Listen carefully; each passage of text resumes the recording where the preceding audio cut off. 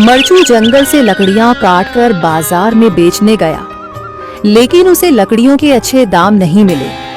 इस पर मरचू ने कहा, अरे भैया, इतने कम पैसे, इन पैसों में तो 2 वक्त का खाना भी नहीं मिलेगा। आप मुझे बहुत ही कम पैसे देते हैं।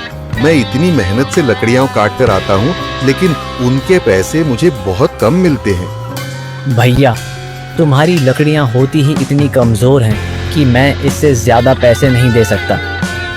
तुम्हारी लकड़ियों के बस इतने ही पैसे बनते हैं। अरे भैया, कुछ ज्यादा कर दो ना।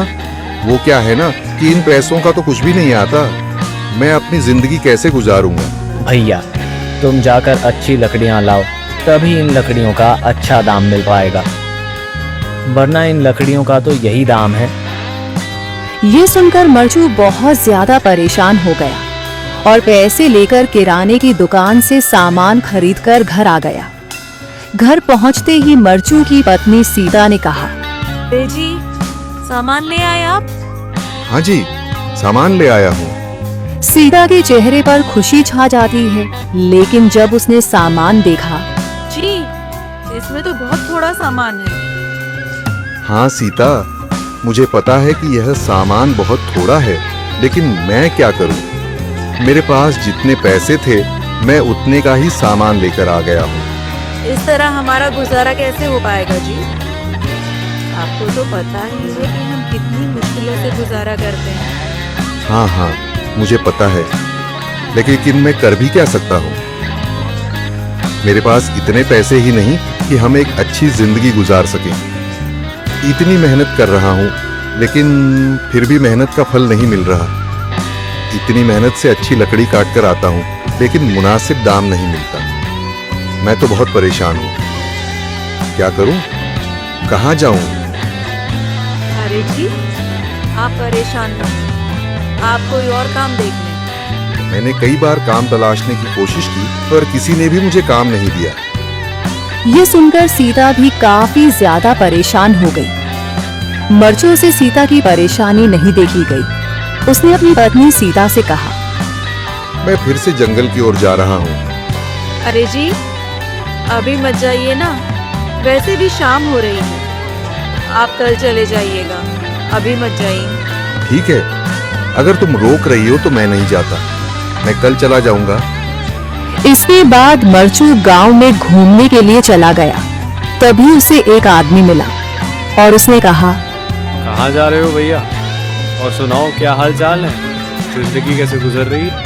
अरे भैया, तुम्हें तो पता है कि लकड़ियां काटकर कैसे गुजारा होता है। हाँ भैया, तुम सही कह रहे हो। और आसपास के जंगलों में अच्छी लकड़ियाँ भी नहीं है। इसके लिए तो जंगल के अंदर जाना पड़ेगा। पर जंगल के अंदर तो काफी सारे जंगली जानवर होंगे। मुझे बहुत डर लगता है भैया, मैं जंगल में कैसे जाऊंगा? हाँ भैया, जंगली जानवर तो होंगे, लेकिन अच्छी लकड़ियाँ तो वहीं से ही मिलेंगी। ये सुनकर मरचू बहुत ज्यादा परेशान हो गया, लेकिन वह आदमी बिल्कुल ठीक कह रहा था। जंगल के किनारे की सारी लकड़ियां कट चुकी थीं। अब सिर्फ जंगल के अंदर ही अच्छी लकड़ियां बची थीं। अगली सुबह मरचू लकड़ियां काटने जंगल की ओर चल पड़ा। जंगल में आने के बाद मरचू ने कहा, अरे, यहाँ पर तो लकड़ियां ही नहीं हैं। वो आदमी सही कह रहा था, लकड़ियों के लिए तो जंगल के अंदर ही जाना पड़ेगा। और जंगल के अंदर जाना क्या सही रहेगा? मुझे तो बहुत डर लग रहा है, क्योंकि वहां पर तो काफी सारे जंगली जानवर होंगे जो खतरनाक होंगे। अगर आज मैं जंगल के अंदर नहीं गया तो मैं आज घर पैसे लेकर नहीं जा सकूंगा, और फिर जब पैसे नहीं होंगे तो गुजारा कैसे होगा? मरचू जंगल के बाहर खड़ा सोचता ही रहा और फिर उसने सोचा, अरे, यहाँ पर भी कोई मजबूत पेड़ दिखाई नहीं दे रहा जिससे मैं लकड़ियां काटकर घर ले जा सकूं। लगता है और अंदर जाना पड़ेगा। यही सोचकर मरचू जंगल के अंदर चला गया। अंदर जाने के बाद उसने इधर उधर पेड़ देखे, पर उसे कोई भी अच्छा पेड़ दिखाई नहीं दिया। यह सोचकर मरचू जंगल के और अंदर चला आया।